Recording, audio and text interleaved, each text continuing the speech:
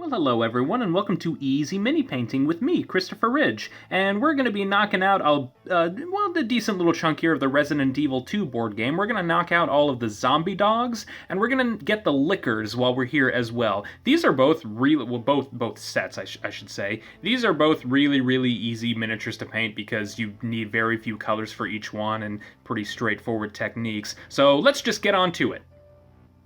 Alright, so the first thing that we did was we went over all of the actual zombie dogs with a layer of dark stone. You might actually do a couple of layers. I think I did a couple layers of them, and that'll give them that sort of like chocolate Doberman type color. I also went over the bases with some matte black because I figured it would be a little bit easier to knock those out first, and that's only because of the lickers.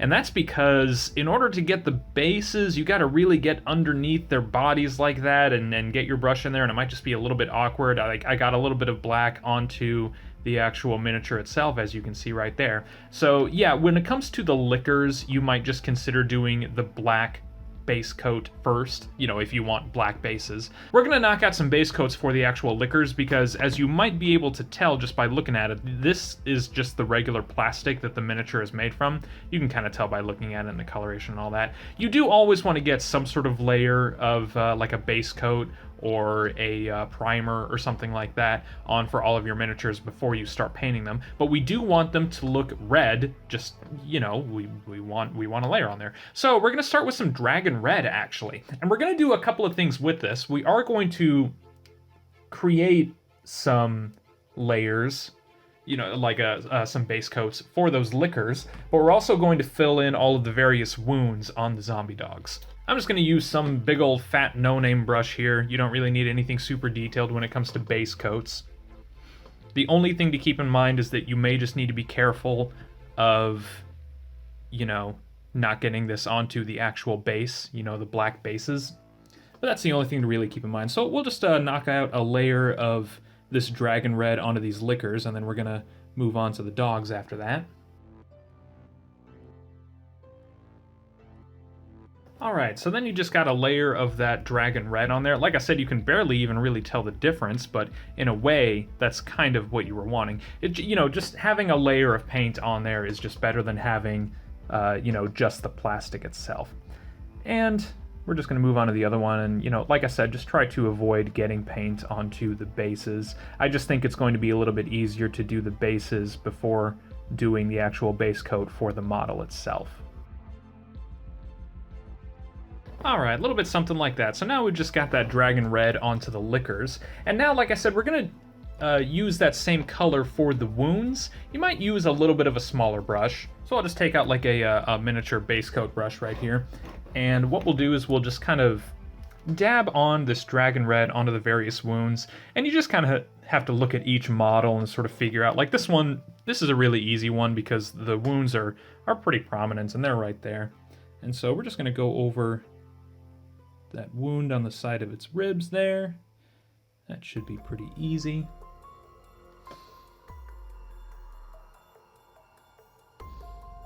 Yeah, a little something like that. And then you can just look for other sort of like tears and that kind of thing. And you don't need to be, super detailed. You don't have to, take your time too much, but yeah, just sort of apply it as you go. There's a big one on the neck right here. What we'll do too is we'll go ahead and get around like the eyes as well as the mouths. Alright, a little bit something like that. Like I said, you don't want anything too detailed. You don't need to concern yourself too much. You're just looking for all of the wounds, and you're just sort of going over everything with that dragon red color. And that already looks pretty darn cool. And so we're just going to do that with all four of them. I kind of wish, I will admit, I don't especially care for the fact that each of these zombie dog models are distinctly different from one another, especially since some of them are just noticeably lesser quality. Like this one right here just looks worse than this other one. I mean, when you just compare detail alone, it's like, it's no contest. This one is clearly superior. This one is just a little bit more flat and not that interesting looking. Even when you look at it on the other side there. I mean, there's a little bit more going on the other side here, but yeah, I don't know, just, I kind of wish there was a little bit more consistency, but that's a minor thing.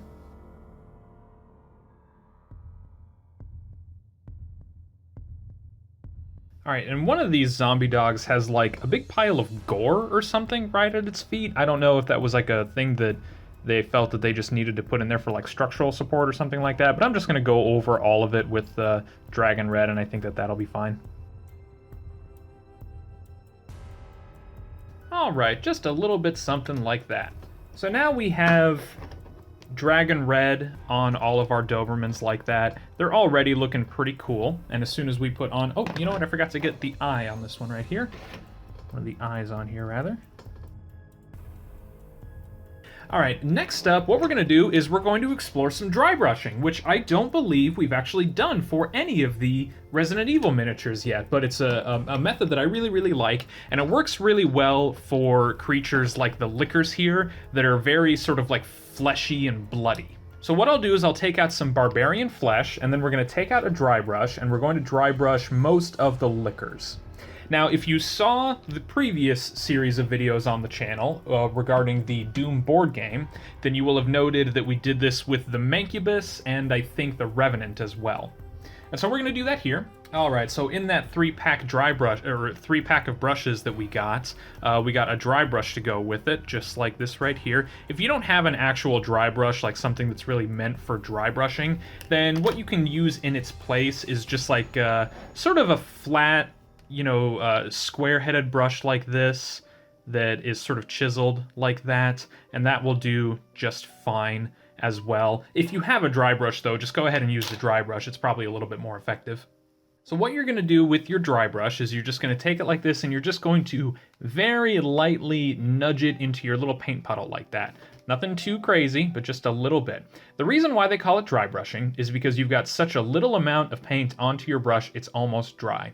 Now, another method that some people like to do is they'll take their brush and they'll, get some paint on there, but rather than just sort of like wiping it off like I'm doing right here, they'll get some paint on it, and then they'll actually take like a paper towel or something, and then they'll just sort of like pinch it and get it like that, and that gets you sort of the same effect. I think that that's a little bit wasteful, though. I don't really like to do that very much, so I like to just sort of very lightly and slowly get some paint onto my bristles, just like this.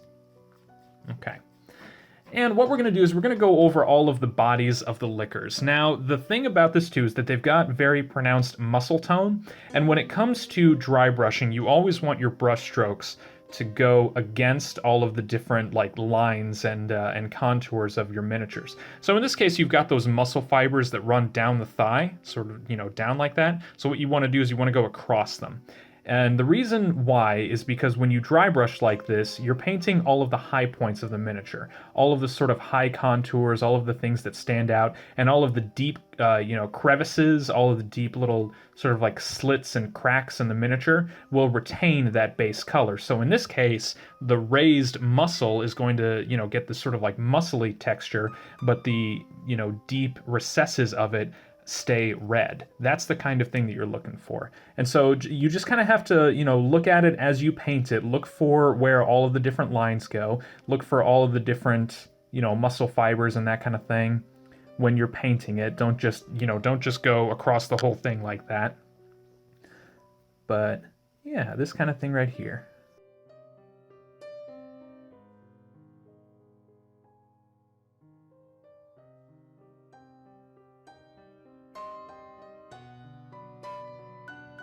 There we go, and as you can see, that's giving us the sort of texture and pattern and coloration that we want. We've got it nice and bloody, nice and red, but you've also got that sort of flesh color on there, and that really brings everything together. That's what makes everything really stand out.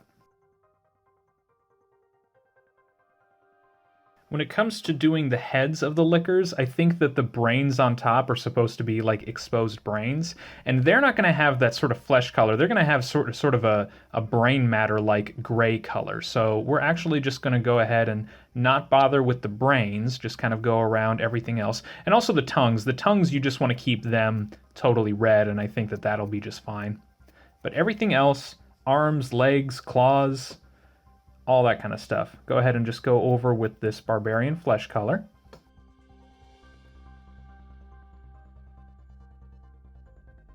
All right, and there you go. That gets your cool sort of skin tone on, or skin tone, but the sort of fleshy color tone on there. That is pretty cool. And like I said, we're going to go over that brain as well, but let's just knock out the other one while we've got this color out.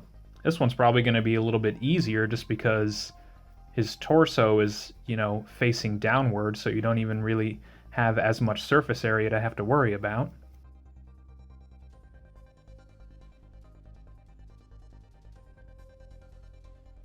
All right, and there you go. That gets the liquor sort of color scheme down just fine. And those look pretty cool, pretty icky, slimy, gross. All right.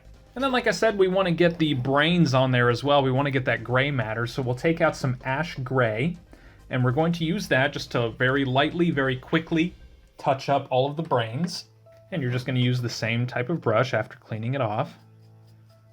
And just use the same technique right here. Nothing special.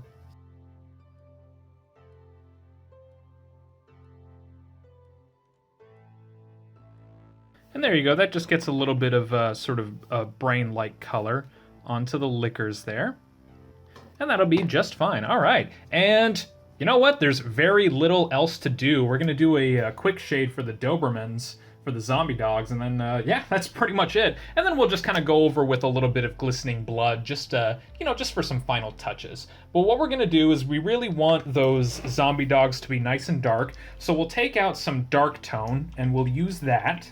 And if you don't have this dark tone color, you can just use any sort of black Quickshade or black shade or anything like that. So like Citadel's Nuln Oil here is pretty good. You know, just anything like that. So what we're going to do is we're just going to get a layer of this over each of the dogs. And then we want them to fully dry before we move on to the next thing. But that shouldn't be a big deal. So just kind of take another just big fat no-name brush right here and just kind of go over the entirety of the zombie dogs, and that will fill in all of the shade, all of the crevices, all of the low points of the miniature, and add a little bit of shade and depth and variety. And that should, yeah, so like I'll show you this first one here as I go, but I'll probably just cut right to them being dry as soon as I'm done here.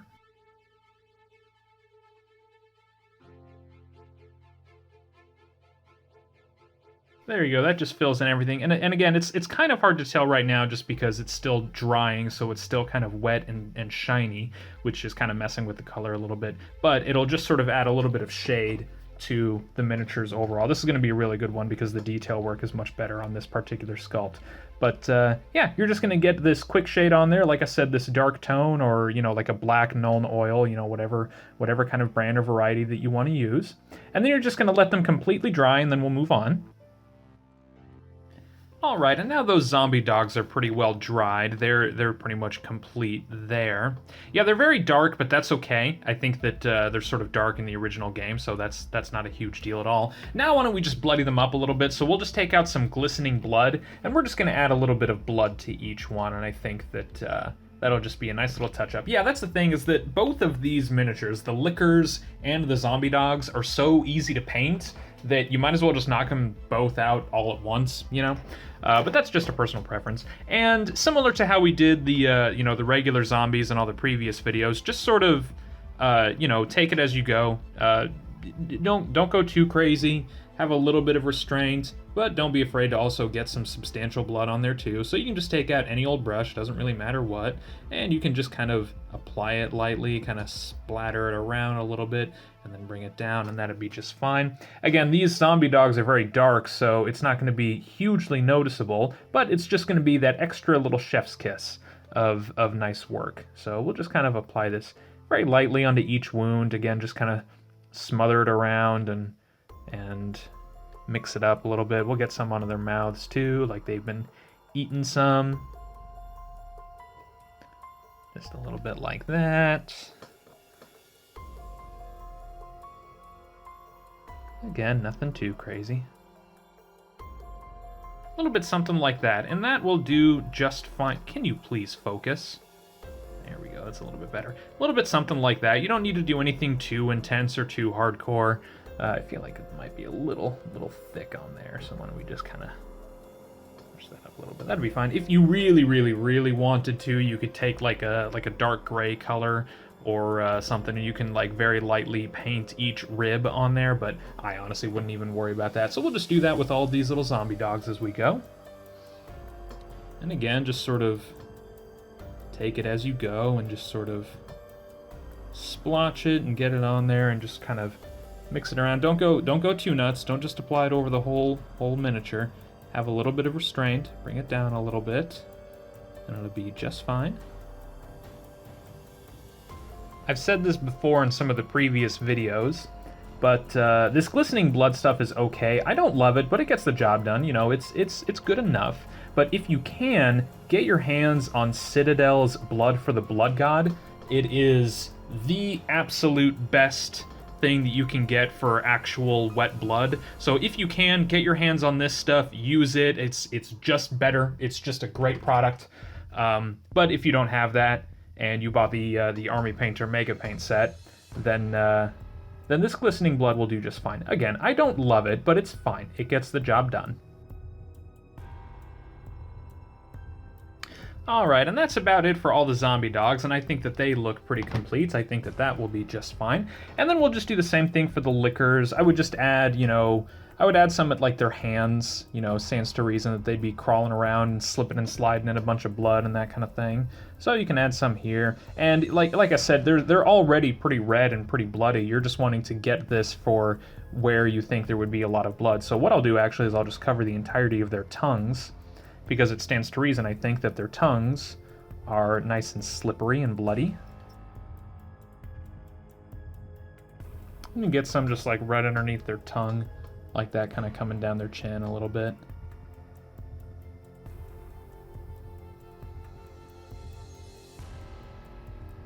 Just like that, nothing special. There you go. All right, we'll do the same thing with the other one. I like the pose of this other one a lot better. I think that this is a better sculpt. A little bit something like that, and that will about do it. Now, another thing that I just thought about as I was putting this on there is that I forgot to put my varnish on there. So I feel like a silly doo-doo head. Well, that's okay. If you want, so I would say that... Tell you what, we are going to do one thing, and that's that I do want those liquors to be nice and shiny. So what we'll do is you can do this after you've already done the blood, but I would say with the dogs, if you want to get a varnish for them, put it on there before you actually do the blood that I just did. You can just use a matte varnish for that. But if you want to do a varnish for the liquors, they're nice and slippery and slimy and shiny and slick, so we'll actually use a gloss varnish for them. Now this is optional, you know, this doesn't come with the Mega Paint set, but if you can get some gloss varnish, I would encourage you to use it on the liquors, because that's going to make them look all sorts of nice and runny and gross and disgusting looking. Another thing that you can do too that I didn't address is that if you want to, regarding the liquors, you can actually apply a Quickshade if you want, but I would say use one of the lighter ones. So if you did want to use a layer of the Quickshade, use like a Flesh Wash or a Soft Tone or something like that. But that's up to you if you want to do that. I would say that it's mostly just optional. But yeah, if we apply this gloss varnish, it's going to dry and give a really nice, slick, slippery, shiny look, which will just make them look extra gross, extra icky. We did the same thing with several of the Doom miniatures that came with the Doom board game. Got those videos on my channel if you want to check them out. All right, and that'll be it for the varnish. And then I'm going to go ahead and apply the matte varnish onto the... I'm just going to redo the dogs, basically. So I'm just going to put some matte varnish onto the dogs and then redo the blood. But then that's it. Oh, and then I'll do some matte varnish for the bases as well. Alright, and there you go. Those are the liquors and the zombie dogs from the Resident Evil 2 board game. I think that they turned out okay. They're really, really simple ones. I think that as long as you don't overcomplicate the process, kind of like I did with screwing up on the application of the varnishes, then it shouldn't be a big deal. Then you should have a pretty good time with them, and it shouldn't be too difficult to pull off. And again, those varnishes are just completely optional as well, so you don't even really have to do them if you're not comfortable with doing them. But yeah, all you need are a few colors for each one, and you're going to use a Quickshade on one group, and you're going to use some dry brushing on the other, and that's pretty much all that you need. So there you go. If you like the video, go ahead and throw it a like. If you want to see the last of the Resident Evil 2 board game, which I believe is just the G Mutant, I think is what that's called. That's the last one that I need to paint of the core board game, and that's it. I don't have any of the expansions or anything like that. But if there is a demand to see them, then maybe I'll pick up some of the expansions. I don't really know. I'm just kind of playing it by ear. If you want, you can follow me on Twitter or Instagram. My handle is the same on either one, which is @PaintAMini.